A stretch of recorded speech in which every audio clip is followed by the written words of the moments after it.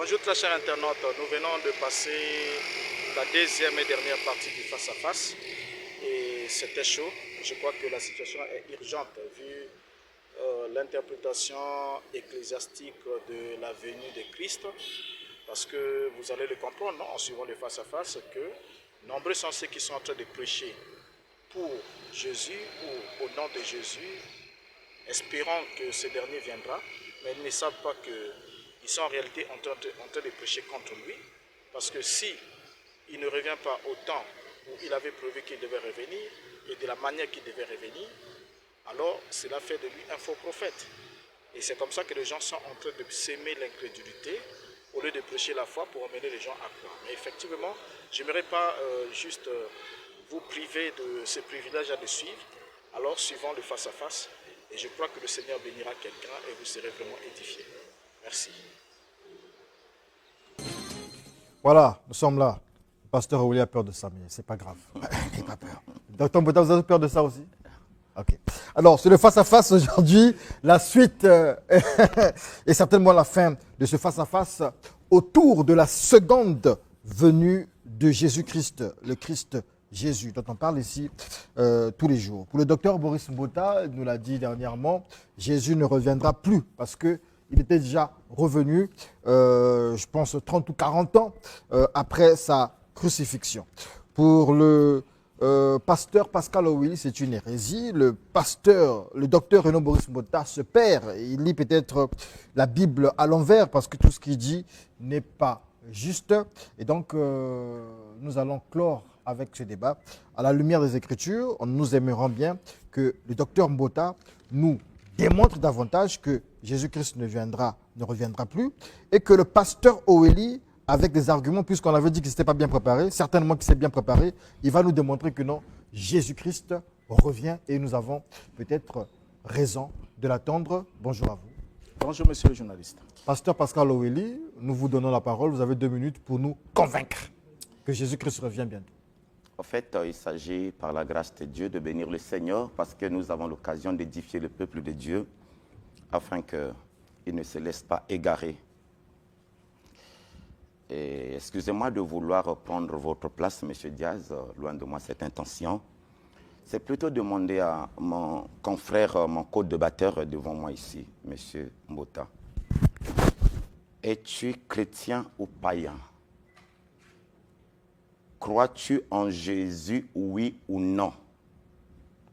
J'ai entendu le pasteur Aluna parler de source. Quelle est ta source? Est-ce Dieu ou c'est le diable? Enfin, la dernière question que j'aimerais bien qu'il précise ici, c'est: as-tu confiance en ce que tu dis et crois-tu en ce que tu dis, ou c'est simplement le buzz que tu cherches devant les uns et les autres qui nous suivent, puisque tu sais bien qu'un jour, tu seras devant Dieu pour un jugement. J'ai ici voulu rappeler que dernièrement, j'ai prié le Seigneur pour mon frère Mbota, car il a voulu sombrer dans l'orgueil dans la dernière fois que nous avons été ici, en pensant et en disant haut et fort que 99% de la chrétienté était dans le faux, et que lui, Dr Mbota, fait partie des 1% de la vérité. Je pense que ma prière a été que Dieu l'épargne de cet élan d'orgueil qui, évidemment, l'amène à croire ainsi des choses. Est-ce que la vérité, c'est de l'orgueil? Peut-être qu'il considère que c'est la vérité. Ben, si ce qu'il dit était la vérité, nous bénirons le Seigneur. Mais vous savez, M. Diaz, permettez que je lui donne un petit verset que lui, il connaît si bien. La Bible dit dans Matthieu 24, 36 que ni les anges, ni même le Fils ne connaît le jour du retour de Jésus. Votre parole est épuisée, docteur. Vous n'avez pas convaincu le peuple sur la question, mais le docteur Mbota. Merci beaucoup. Et je crois, comme je l'avais dit la fois passée, je pensais que vous vous êtes vraiment préparé pour le débat, mais vous venez avec des questions qui n'ont aucun lien avec le sujet alors que nous sommes derrière le temps. Alors, si vous avez besoin de me poser toutes ces questions-là, trouvez une autre occasion, ou bien invitez-moi encore une fois de plus, je vous répondrai, je vous parlerai de ce que c'est le chrétien, quand est-ce que ça a commencé, et vous serez surpris d'apprendre ce que vous ne savez pas de ces noms-là que vous vous êtes attribués. J'aime bien ton orgueil. En faux. Alors, donc ici, nous sommes en train de parler de la seconde venue de Christ.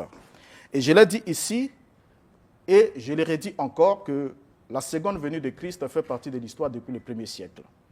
Et c'est par ignorance que vous êtes en train d'enseigner cela et vous êtes en train de nourrir les gens d'une chimère, leur proposant des utopies, comme quoi Christ reviendrait un jour.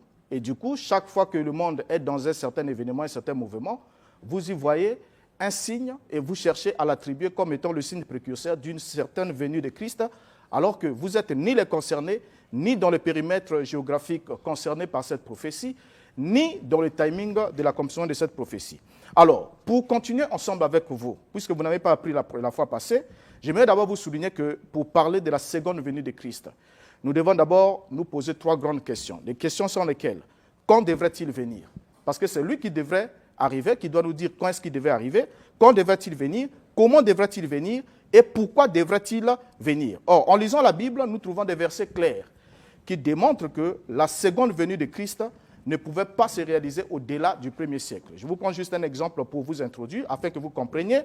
Lorsque Siméon, Christ avant de naître pour la première fois, le Saint-Esprit avait averti à Siméon dans Luc chapitre 2, le verset 25 à 26. Il est dit, « Et voici, il y avait à Jérusalem un homme appelé Siméon. Cet homme était juste et pieux et attendait la consolation d'Israël, et l'Esprit Saint était sur lui. Il avait été divinement averti par le Saint-Esprit qui ne mourra point avant d'avoir vu Pasteur le Christ Willis, du Seigneur. » Merci beaucoup, M. Diaz, et je bénis le Seigneur parce qu'il permet que sur M. Mbota, il y a un esprit d'égarement et pour qu'il s'enfonce de plus en plus dans son mensonge et dans sa perdition.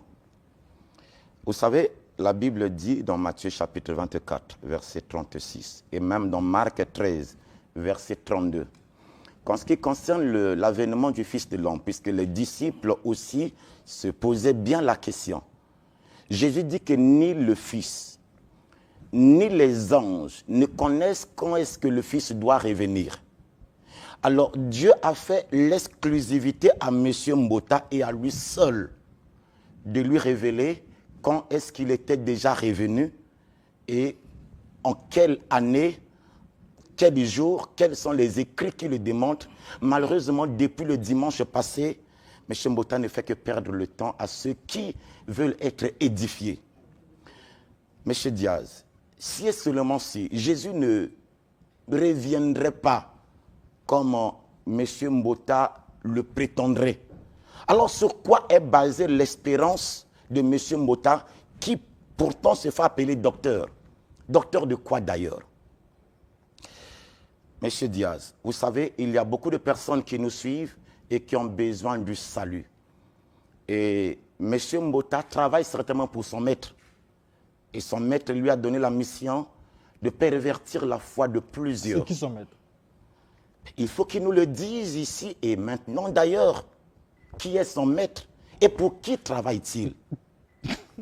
Monsieur Mbota, nous en serons heureux. Jusque-là, nous on voudrait bien que le pasteur Pascal Oweli nous démontre que Jésus reviendra. Oui, mais regarde, M. Diaz, je lis un verset, si vous le permettez, avec votre permission. Allez-y. Quand Jésus dit ceci, dans Jean chapitre 14, Bien, 2 à 3, non, permettez non, que vous je y lise. revenez. Les temps de parole est s'il vous épuisé. plaît. Vous avez Vous 2 y minutes, revenez. donc il faut nous Alors, convaincre donc, pendant ces 2 minutes. regardez d'abord, mon cher ami. Je crois que vous aurez peut-être pu avoir toute l'occasion de vous exercer à m'insulter à n'importe quelle autre occasion. Je ne suis pas injurieux. Non, s'il vous plaît. Ni mon éducation, S'il vous plaît, ni mon éthique. s'il vous plaît. Vous êtes un monsieur, vous tenez devant le peuple dit de Dieu, et vous ne pouvez pas venir au cours d'un débat, un échange où il est question de parler de la parole de Dieu pour juste s'attaquer à la personne de Mbota. C'est Non, trop c'est pas rabaissant. la personne, Soyez c'est demander tranquille, votre s'il vous plaît. Calmez-vous. S'il vous plaît, calmez-vous. Je n'aimerais pas vous éduquer parce que vous êtes un éducateur. Donc, Je vous devez vous donner en un exemple. supplie. Alors, donc, je reviens ici Est-ce insultant je reviens de ici demander sur son notre temps de parole, sujet, c'est son temps de s'il vous plaît. parole. C'est son Je temps de reviens parole. sur notre sujet. Lorsque vous parlez de la venue de Christ, je vous ai dit que la première fois, lorsque Christ est né, je vous prends juste un exemple, il a été dit à Siméon, dans Matthieu chapitre 16, le verset, dans Luc chapitre 2, le verset 26, il avait été divinement averti par le Saint-Esprit qu'il ne mourra point avant d'avoir vu le Christ du Seigneur. Ça, c'est ce qui est écrit pour Siméon lors de la première venue de Christ. Alors, vous serez d'accord avec moi qu'il était absolument impossible à Siméon de mourir avant la première venue de Christ. Et ipso facto, il était absolument impossible à Christ aussi de naître après la mort de Siméon. Nous sommes tout à fait d'accord. Alors, mais le même Saint-Esprit qui avait averti Siméon qui ne mourrait point avant d'avoir vu le Christ du Seigneur, c'est le même Saint-Esprit qui était sur Yeshua Hamashiach, qui en était pleinement rempli. Et lui aussi, il va dire ceci à ses disciples. Matthieu 16, 28. Je vous le dis en vérité, quelques-uns de ceux qui sont ici ne mourront point, qui n'aient vu le Fils de l'homme venir dans son règne. Alors, si vous êtes d'accord avec moi que Siméon n'avait pas vu la mort avant de voir la venue du Messie, et que le Messie ne pouvait pas aussi venir après la mort de Siméon, vous serez aussi d'avis avec moi que tous les 12 disciples ne pouvaient pas voir la mort avant la venue du Messie. Et en d'autres termes, il est absolument impossible à Yeshua de venir après la mort des 12 disciples. Je vais vous donner quelques éléments. Déjà, lorsque vous trouvez, vous repartez dans l'histoire, vous allez vous rendre compte que les disciples... Pasteur, oui. Merci, M. Diaz. Voilà, là. Et 2 minutes ne nous permettent pas de développer ce que nous voulons développer. Qu'est-ce que je vais développer maintenant? Quand vous regardez dans Apocalypse, et d'après beaucoup de théologiens, Apocalypse serait écrit vers l'an 96 après la mort de Jésus. Donc 63 ans après la mort de Jésus. Or, M. Mbota ici, sans aucun écrit, il stipulait que c'est 40 ans après la mort de Jésus qu'il serait revenu, d'une part. Et d'autre part, quand évidemment nous lisons avec lui dans Jean chapitre 14, versets 2 à 3, Jésus a promis que moi je reviendrai après vous avoir préparé une place. Et enfin, M. Diaz, posez-vous une question simple. Est-ce que le bien-aimé de Jésus, Jean, qui écrit Apocalypse dans les années 96 après la mort de Jésus, donc 63 ans après la mort de Jésus, avait-il raté l'enlèvement? Lui, le bien-aimé de Christ. Puisque si l'enlèvement avait eu lieu bien avant cette date-là, mais Jean serait parmi ceux qui sont enlevés. Et donc c'est pour dire quoi? C'est pour dire par la grâce de Dieu que pour les incrédules, ceux que le diable, l'ennemi de ce siècle, a aveuglé l'intelligence, la Bible en parle dans 2 Corinthiens 4, 3 à 4. Et dans Apocalypse 21, verset 8. Ils sont prévus pour l'égarement et pour le temps ardent de feu. Et je crains, par l'amour de Dieu, pour l'amour que j'ai pour mon frère. Lorsque je lui ai demandé le maître, il a pensé que c'était insultant, injurieux. Alors que je suis fier d'être serviteur de Jésus. J'en ai pas honte devant la télévision nationale. Est-ce que lui aussi est serviteur de Jésus comme moi, ou encore il peut nous dire qui est son maître? C'est ça l'insulte vraiment, M. Mbota. Lui, c'est Yeshua. Mais qui nous le disent ici? Ok, merci beaucoup. Et je crois que vous êtes en train de parler dans le vide. Déjà, je vous ai instruit pourtant l'autre fois avant qu'on commence ce débat. Vous m'avez posé la question de savoir sur le livre d'Apocalypse, quand est-ce qu'il a été écrit. Je vous ai instruit. J'avais cru que vous avez compris. Mais vous venez là étaler une bêtise. Vous l'avez instruit. L'Apocalypse, ici, il était instruit là à côté. J'apprécie ces insultes. Okay, je viens étaler des bêtises. Regardez, l'Apocalypse, je vous rappelle ce que je vous ai dit. Soyez tranquille. Quand vous parlez, je suis tranquille. Je ne vous dis pas soyez quand même poli, s'il vous plaît. Vous êtes je suis impoli, bien sûr. Ok. Continuez. Donc, lorsque le livre d'Apocalypse a été écrit, la Bible est claire. Le livre d'Apocalypse est écrit pendant que la bête d'Apocalypse chapitre 17 se trouvait à sa 6e tête. Lisez Apocalypse 17 et vous allez vous en rendre compte. Vous êtes tombé dans l'erreur parce que vous avez mal compris Irénée de Lyon qui a dit que Jean avait été vu après le règne, à la fin du règne de Domitien. Et pour vous, vous avez pensé que Domitien, c'est l'empereur Domitien. Or, Domitien, c'était le nom de naissance de Néron, le 6e empereur de l'Empire romain. Et ça, vous ne le saviez pas. Pourtant, je vous ai instruit, je vous ai même vu prendre des notes. Je pensais que vous l'avez appris. Donc déjà ici, quand vous parlez de Jean chapitre 14, le verset 2 à 3, disons, lorsque Yeshua dit à ses disciples, il y a beaucoup de demeures dans la maison de mon Père, je m'en vais vous préparer une place et quand j'aurai fini, je reviendrai, je vous prendrai. Et vous prenez ça comme étant un texte littéral. Mais interrogez le Christ. Là, nous sommes dans Jean chapitre 14, le verset 2 à 3. Mais quand nous arrivons dans Jean chapitre 16, le verset 25, le Christ dit ceci. Je vous ai dit ces choses en parabole. L'heure vient où je vous parlerai plus en parabole, mais où je vous parlerai ouvertement du Père. Donc tout ce que le Christ a donné jusqu'à là, c'était des paraboles. Et c'est quand le Saint-Esprit devait venir qu'il devait leur donner l'instruction véritable pour comprendre ce qu'il est en train de dire. Donc pendant que vous êtes restés là, vous êtes restés dans une parabole pour dire qu'il avait promis qu'il reviendrait nous prendre pour nous emmener comme s'il y avait des maisons au ciel. Ce n'est pas à vous qu'il a fait cette promesse. Il a fait la promesse aux 11. Judas n'était même plus là. Donc, 2, il y a une autre promesse, il dit, quand je reviendrai, vous allez occuper les 12 trônes et juger les 12 tribus d'Israël. Merci beaucoup. Tout ça, Non, vous monsieur ne faites pas Diaz, partie de monsieur ça. Diaz, ne faites pas ça. Déjà ici, Monsieur Non, Diaz, c'est votre temps de monsieur parole. Diaz. C'est votre temps de parole. Ok, merci. Ah, mais vous avez peur? Oh là Non, là là, d'accord. de ces Alors. hérésies. D'accord. Alors, on va vous donner 5 minutes et 5 minutes. Vous avez le temps de nous expliquer et 5 minutes aussi pour nous expliquer. Je suis désolé de voir un père de famille venir à la télévision nationale sur la base... 5 minutes pour Entrez convaincre. dans le sujet. 5 minutes pour convaincre. Parce que vous vous allez vous plaindre après sur le temps. 5 permettez minutes. de Déjà venir égrené. ici sur la base d'un verset et en faire une doctrine. Et ça, c'est aberrant. Quand nous lisons les Écritures, je prends ici Matthieu chapitre 16, verset 28. Quand la Bible parle du royaume de Dieu, parce que je vois bien M. Mbota mélanger beaucoup de choses. Quand la Bible parle du royaume de Dieu, par exemple, qui devrait venir, il ne s'agit pas du retour de Christ, mais le royaume de Dieu qui allait venir, la Bible dit que c'est quoi? C'est le Saint-Esprit qui allait venir, permettant aux différents apôtres de pouvoir chasser les démons, opérer les miracles au nom de Jésus. Vous allez voir que quand vous comprenez mal un verset, vous le sortez de son contexte, alors ce verset-là, il peut vous égarer. Pourquoi? Parce que dans Luc chapitre 11, verset 20, Luc 11, 20, Jésus parle exactement le royaume de Dieu. Qu'est-ce qu'il sous-entend? Et c'est pour cette raison que, bien-aimés, vous qui m'écoutez, vous qui avez besoin que votre âme ne se perde pas, il y aura, comme la Bible le dit, beaucoup de faux docteurs qui allaient venir. Qui allaient venir dans quel but? Dans le but d'égarer le peuple de Dieu. La Bible dit, frères et sœurs, dans Hébreux chapitre 4, verset 7, quand vous avez l'occasion d'écouter la parole de Dieu, l'endurcissement du cœur amène les gens à l'égarement. Et ils sont plusieurs faux docteurs, d'après 2 Pierre 2, verset 1, qui allaient venir, passer même à la télévision nationale pour apporter le mensonge. Je vais ici dire et le redire.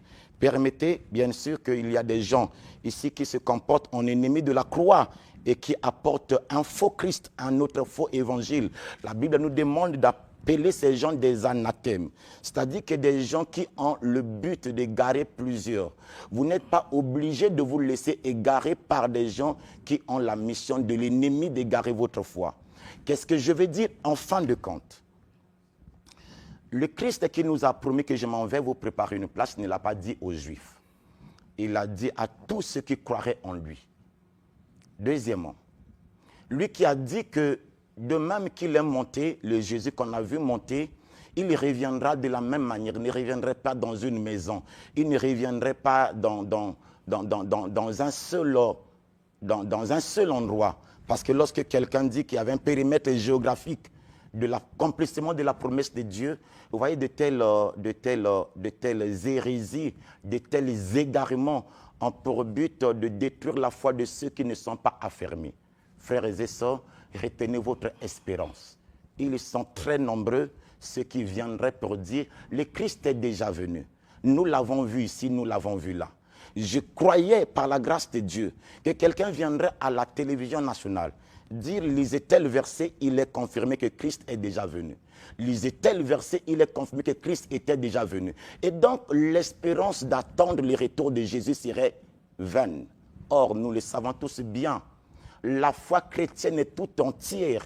Elle est basée sur la conviction, sur le fait que Jésus, puisqu'il nous a promis que je reviendrai vous prendre, et les morts en Christ ressusciteront premièrement.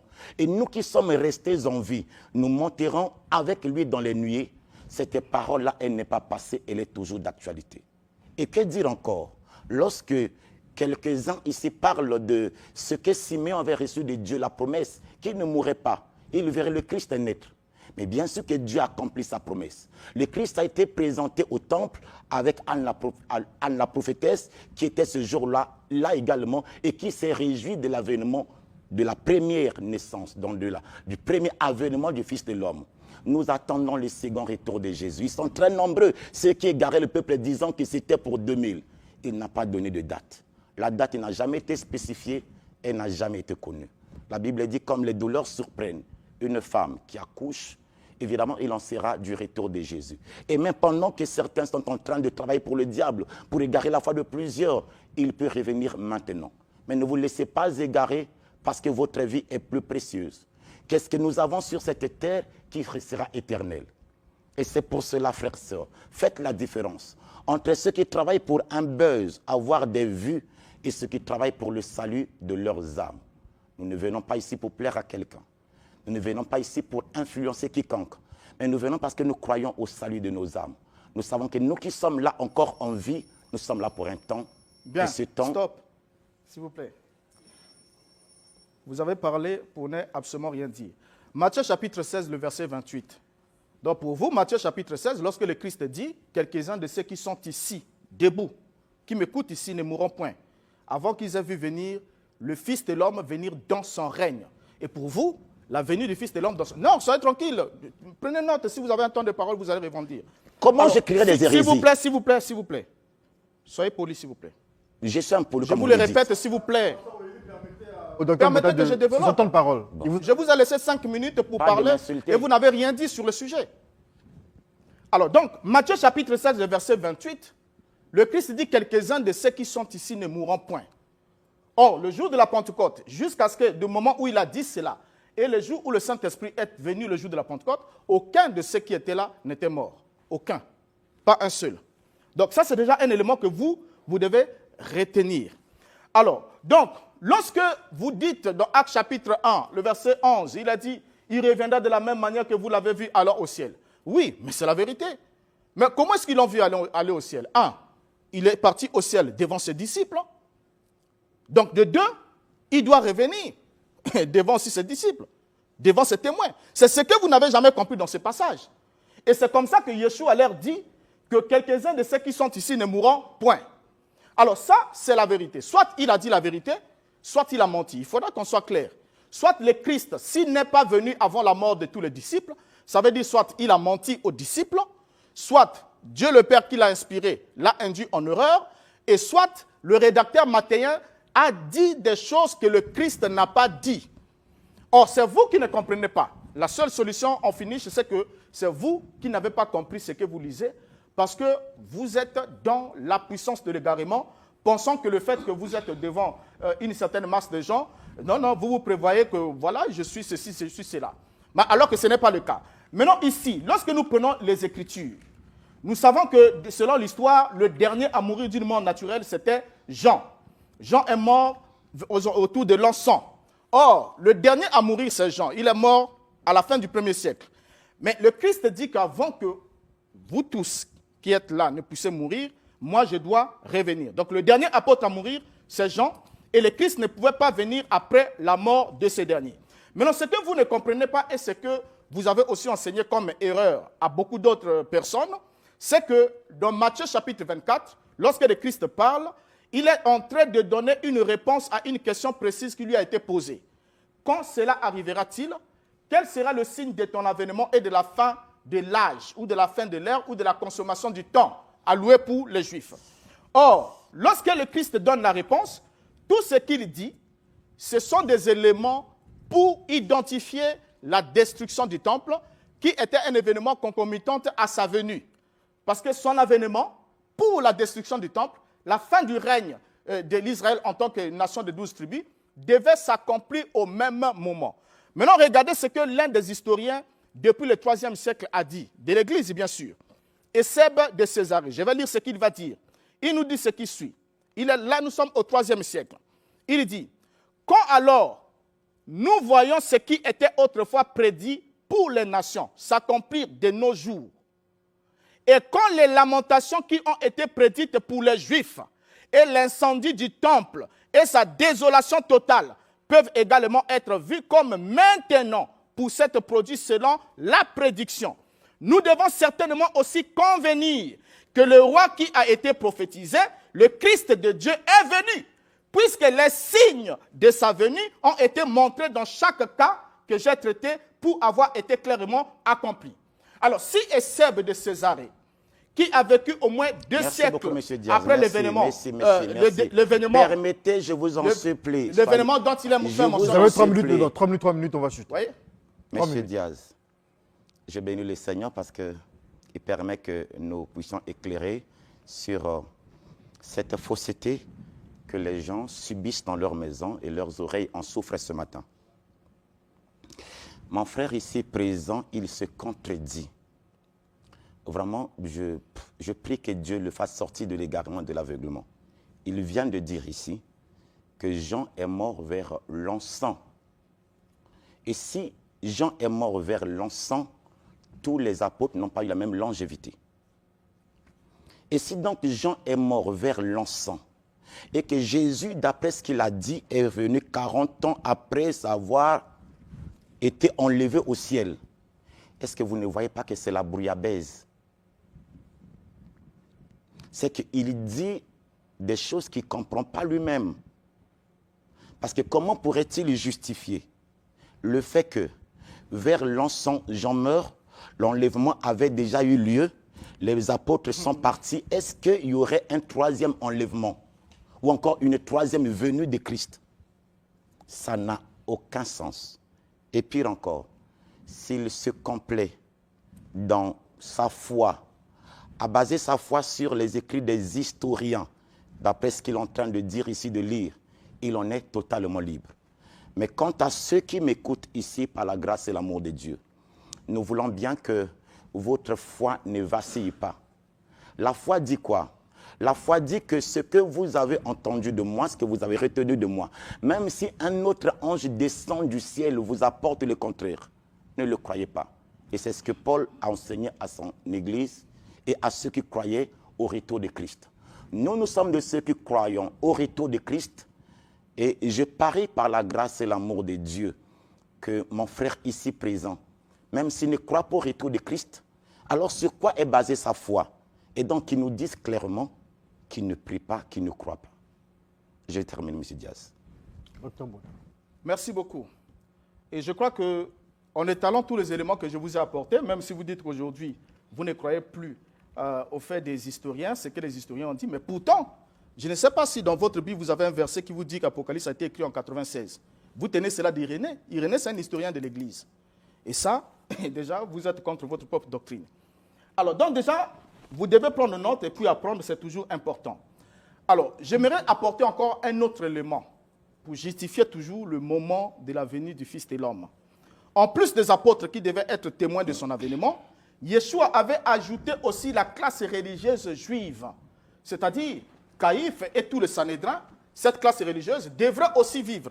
Dans Matthieu chapitre 26, le verset 64, il dit, Jésus lui répondit, tu l'as dit, de plus, je vous le déclare, vous verrez, vous, il s'adresse au Sanhédrin, vous verrez désormais le Fils de l'homme assis à la droite de la puissance de Dieu et venant sur les nuées du ciel.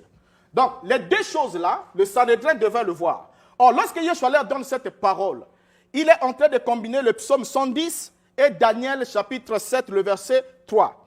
Or, dans le psaume 110, il est bien dit, de David, psaume, parole de l'Éternel, à mon Seigneur, assieds-toi à ma droite, jusqu'à ce que je fasse de tes ennemis ton marchepied. Et dans Daniel chapitre 13, chapitre 7, le verset 13, il est parlé de la venue du Fils de l'homme sur les nuées.